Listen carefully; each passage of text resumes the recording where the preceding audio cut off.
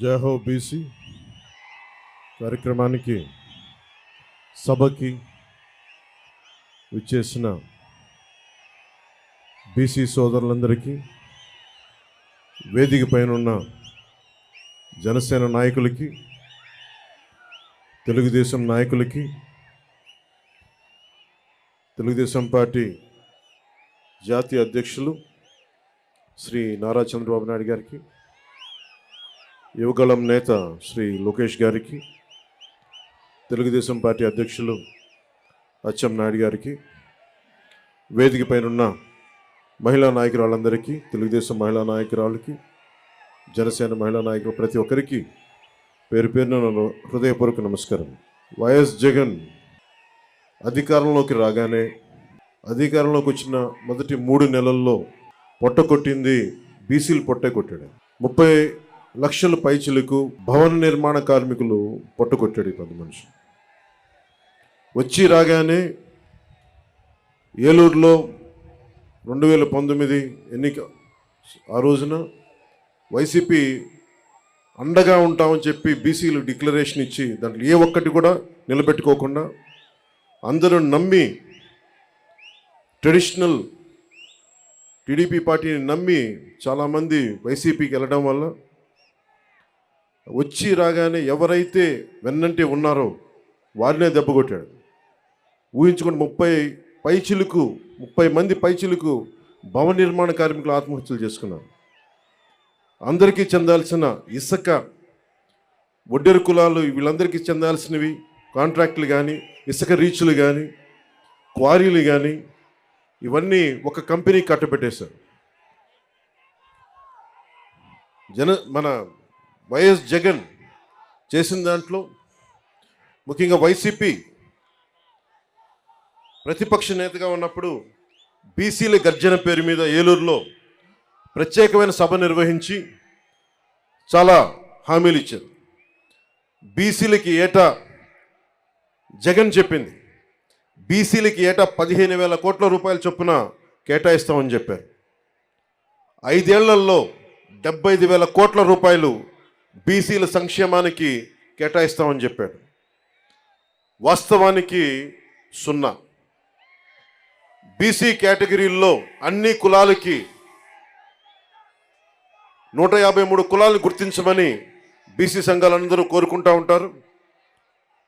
దాన్నే కుదించి 139 కార్పొరేషన్లు పెడతామని చెప్పి దానిని 53 కార్పొరేషన్లు కుదించి 56 కార్పొరేషన్లు కుదించి వాటికి కుర్చీలు కూడా లేని పరిస్థితి. బడ్జెట్ 0. వైఎస్ఆర్ చేయూత పథకం కింద 45 ఏళ్ళు నిండిన ప్రతి మహిళకి 75,000 అందిస్తామని చెప్పారు. బీసీ మహిళలకి పథకం అందుతున్న లబ్ధిదారుల్లో చాలా వరకు కోత పడతా ఉంది. శాశ్వత ప్రాతిపాదికన బీసీ కమిషన్ ఏర్పాటు చేస్తామని చెప్పారు. ప్రత్యేక బీసీ కమిషన్ ఊసేలేదు. బడ్జెట్లో 3వ వంతు బీసీలు కేటాయిస్తామని చెప్పారు. అది పూర్తిగా విస్మరించారు. ఇందాక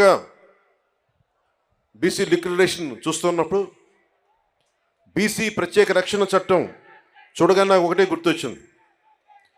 వైసీపీ పాలన వచ్చినప్పటి నుంచి దాదాపు 23 నుంచి 26,000 మంది బీసీల పైన కేసులు పెట్టారు. 300 మంది బీసీలని చంపేశారు. ఇక అచ్చెన్నాయుడు గారు లాంటి బీసీ నాయకుల మీద ఎలాంటి దాడులు జరిగినాయో, ఇక ఎస్సీల మీద ఎలాంటి దాడులు జరిగినాయి మీ అందరికీ తెలుసు. ముఖ్యంగా ఈరోజు బీసీ సభలో కాబట్టి ప్రత్యేకంగా బీసీ నేను సంఘటనలు చెప్తా ఉన్నాను. ఇందాక సోదరులు లోకేష్ గారు చెప్తున్నట్టుగా గుంటూరు జిల్లాలో జరిగిన సంఘటన, పాపం అమర్నాథ్ గౌడ్ అక్కని ఏడిపిస్తూ ఉంటే అడ్డుకున్నందుకు వైసీపీ నాయకులు చెరుకు తోటలోకి తీసుకెళ్ళి పెట్రోల్ అంటించి చంపేశారు. చాలా హృదయం కలిచివేస్తుంది. పట్టించుకునేవాళ్ళు లేరు, మాట్లాడేవాళ్ళు లేరు.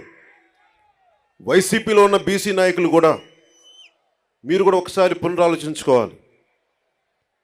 గుడ్డిగా కనుక వైసీపీ నాయకులు వెనకేసుకొస్తే కులానికి కూడా ద్రోహం చేసిన వాళ్ళు అవుతారు. ఒకసారి ఆలోచించుకోండి. అలాగే 23 నుంచి 26 వేల మంది బీసీ యువత, బీసీ ప్రజల్ని కేసులు పెట్టారు. ఇదివరకు ఎస్సీ పరిరక్షణ చట్టం ఎలా ఉంది, ఎస్సీ ఎస్టీ అట్రాసిటీ యాక్ట్ ఎలా ఉందో, ఈ రోజున వైసీపీ పాలనలో బీసీలకు కూడా ప్రత్యేక రక్షణ చట్టం అవసరమైంది. అది చెప్పగానే మొట్టమొదట బీసీ రక్షణకి చాలా అవసరం అని చెప్పి మనస్ఫూర్తిగా నా మద్దతు తెలిపాను వీటన్నిటికీ. ఈ రోజున జనసేన సంబంధించినంత వరకు బీసీలకి సంబంధించి నేను రామ్ మనోహర్ లోహియా గారి సిద్ధాంతాలకి ఆకర్షితునైన వాడిని. బీసీలకి సాధికారత ఉండాలి, ఇవన్నీ ఆలోచించేవాడిని. బీసీలకి మిగతా కులాలకి ఐక్యత ఉండాలి. కేవలం సంఖ్యాబలం ఉన్న బీసీ కులాలే కాదు, అల్పసంఖ్యాక బలం ఉన్న బీసీ కులాలకు కూడా ఎక్కువ అభివృద్ధి రావాలి. బీసీ కులాలన్నిటికీ ఎంతసేపు యాచించే స్థాయి నుంచి శాసించే స్థాయిలో బీసీ కులాలు ఉండాలి మనస్ఫూర్తిగా ఆకాంక్షించేవాడిని, కోరుకునేవాడిని. బీసీ కులాలు భారతదేశపు సంస్కృతికి సాంప్రదాయాలకి వెన్నెముక. బీసీ కులాలు లేని సమాజం, బీసీ కులాలు లేని భారతదేశం మనం ఊహించుకోలేం. భారతదేశం సంస్కృతి సాంప్రదాయాలని కాపాడుతుంది మెజారిటీ బీసీ కులాలే కాపాడుతూ ఉన్నాయి. అలాంటి బీసీ కులాలు చేతి వృత్తుల్ని కానీ, ముఖ్యంగా దేవాలయాల్లో మనకి ఆచార వ్యవహారాల్లో బీసీ కులాల తాలూకు వృత్తి నైపుణ్యాన్ని, చేతి కళల్ని ముఖ్యంగా దేవాలయాలు కార్యక్రమాలకు అనుసంధానం చేయాలి. తద్వారా వాళ్ళకి చాలా బలమైన ఆర్థిక పరిపుష్టి కలిగించే అవకాశం ఉందని నాకు చాలామంది బీసీ మేధావులు చెప్పారు. దానిని ఒకసారి నారా చంద్రబాబు నాయుడు గారి దృష్టి కూడా తీసుకెళ్ళి దాన్ని ఇంప్లిమెంట్ చేసేలాగా ఖచ్చితంగా దాన్ని ముందుకు తీసుకెళ్తాం. ముఖ్యంగా వడ్డెర కులస్తులు బ్లాస్టింగ్లు జరుగుతూ ఉంటాయి.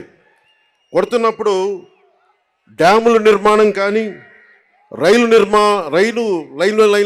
లైన్లు నిర్మాణం కానీ ఇవన్నీ వడ్డెర కులస్తుల ద్వారా జరిగాయి బ్రిటిష్ హయాంలో. అలాంటి వడ్డెర కులస్తులు ఈ రోజున పాపం బ్లాస్టింగ్లో దెబ్బలు తింటా ఏ క్వారీలు కొడతారో ఆ క్వారీలకు వాళ్ళకి హక్కు లేకుండా పోయింది. జనసేన తెలుగుదేశం ప్రభుత్వం ఉమ్మడి ప్రభుత్వంలో వడ్డెర్లకి బలమైన ఆర్థిక పరిపుష్టి వచ్చేలా వాళ్ళకి ఖచ్చితంగా వారికి దాంట్లో సింహభాగం ఉండేలా చూడాలని మనస్ఫూర్తిగా కోరుకుంటా ఉన్నాం. అలాగే వడ్డెర్లు కాంట్రాక్ట్ వ్యవస్థల్లో నలిగిపోతూ ఉన్నారు. వడ్డెర్లు మనకి ముఖ్యంగా ఈ క్వారీ మైనింగ్లో చనిపోతే కాంట్రాక్టులు మట్టి ఖర్చులు తప్ప ఇంక దేనికి అండగా నిలబడే పరిస్థితులు లేదు. నేనే స్వయాన కర్నూలులో ఈ పరిస్థితిని చూశాను. అలాగే యువతరం బీసీ యువతలో కుల వృత్తుల మీద ఆధారపడలేని పరిస్థితి ఉంది. ప్రత్యామ్నాయ అవకాశాలు కావాలి. వీటన్నిటి మీద చాలా సమూలంగా ఆలోచించాల్సిన అవసరం ఉంది. దాన్ని కూడా మేము పరిగణలోకి తీసుకొని ఈ రోజున బీసీ డిక్లరేషన్లు ఇచ్చినవి కాకుండా మీకు ముఖ్యంగా బీసీ యువతకి, మహిళలకి, పెద్దలందరికీ కూడా మీకు ఆర్థిక పరిపుష్టి వచ్చేలాగా, మీరు సంపదకి యాచించకుండా సంపదని సృష్టించేలాగా అలాంటి పథకాలు ఉండాలి. ఆ పథకాల కోసం మేము అహిర్నిశలు తెలుగుదేశం నాయకులతో కలిసి కృషి చేస్తాను మనస్ఫూర్తిగా మీకు తెలుపుకుంటా ఉన్నాం. అలాగే ఇంకొకటి పెద్ద సమాజమైన వాడబలిజ, అగ్నికుల క్షత్రియులు, జాలరి, పల్లెకారులు, పల్లెకాపు, గంగపుత్రులు, ముతరాసులు, ఇవన్నీ ఇత్యాది పల్లెకారుల కులాలన్నీ కూడా ప్రత్యేకమైన దృష్టి సారించాలి. దాదాపు 794 కిలోమీటర్ల తీర ప్రాంతం ఉండి ఈ రోజుకి జట్టీలు లేకుండా ఇబ్బంది పడతా ఉన్నారు. ఇప్పుడు గంగవరం పోర్ట్ లాంటిది నిర్మాణానికి పల్లెకారులు, జాలర్లు, మత్స్యకారులు ప్రాణాలు పోయినాయి. తిరిగి వాళ్ళకి ప్రత్యామ్నాయ అవకాశాలు కల్పించడంలో నిజంగా వెనుకబడి ఉన్నాం.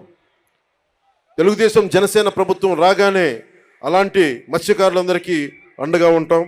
అలాగే ప్రతి 30 కిలోమీటర్లకు కూడా జట్టీలు ఉండాలనేదే నా ఉద్దేశం. దాన్ని కూడా చంద్రబాబు నాయుడు గారి దృష్టికి తీసుకెళ్ళి ప్రభుత్వం ఏర్పాటు చేయగానే ఎంత తొందరగా ప్రారంభించాలో, ఎంత త్వరగా జట్టీలు ప్రారంభించాలో కూడా దాని వైపు దృష్టి సారిస్తాం.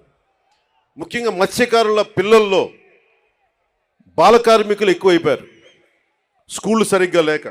అలాంటి చోట్ల ఆశ్రమ పాఠశాలలు ప్రారంభించాలని నేను మనస్ఫూర్తిగా ఆకాంక్షిస్తున్నాను.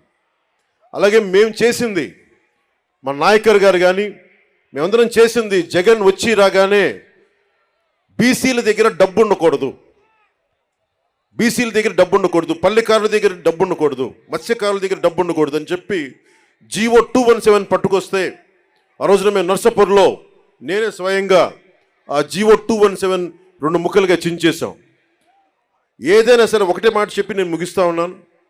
మీ అభివృద్ధికి 153 కులాల సముదాయమైన బీసీ కులాలకి జనసేన అండగా ఉంటుంది. మీకు ఆర్థిక పరిపుష్టిని చేకూర్చేలా మీకు అండగా ఉంటాం. మీ మీద దాడులు జరిగితే మా ప్రాణాలు అడ్డేసి మరి మిమ్మల్ని కాపాడుకుంటాం. అలాగే అన్ని కులాలతో కూడా, ముఖ్యంగా మన బీసీ కులాల్లో కూడా ఐక్యత చాలా అవసరం.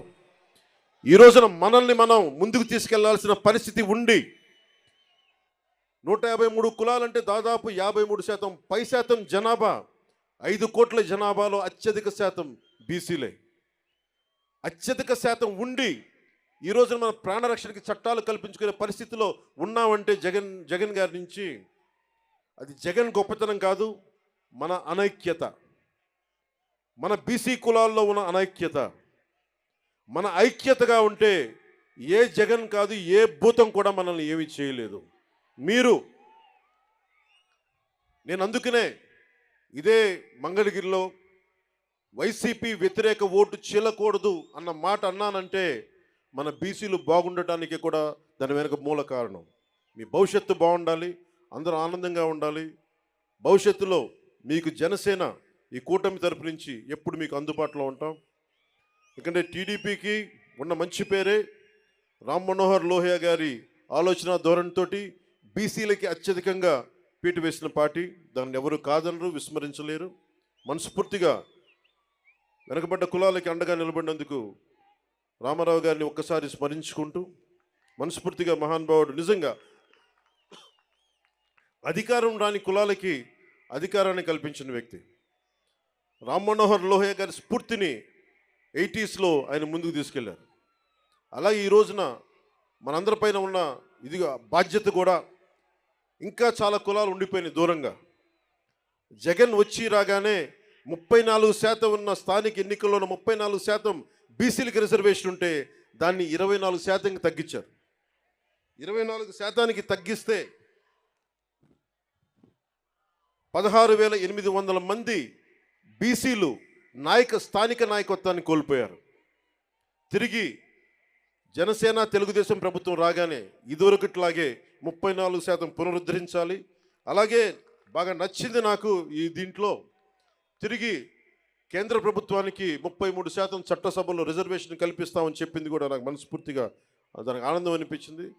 సో దీనికి ఈ బీసీ డిక్లరేషన్కి మనస్ఫూర్తిగా జనసేన మద్దతు ఉంది. నేను అహర్నిశలు మీ అభివృద్ధి కోసం కృషి చేస్తానని తెలుసుకుంటూ, తెలుగుదేశం వర్ధిల్లాలి, జనసేన వర్ధిల్లాలి మనస్ఫూర్తిగా కోరుకుంటూ, బీసీలు సాధికారత, రాజ్యాధికారం సాధించాలని మనస్ఫూర్తిగా ఆకాంక్షిస్తూ సెలవు తీసుకున్నాను. జై హింద్.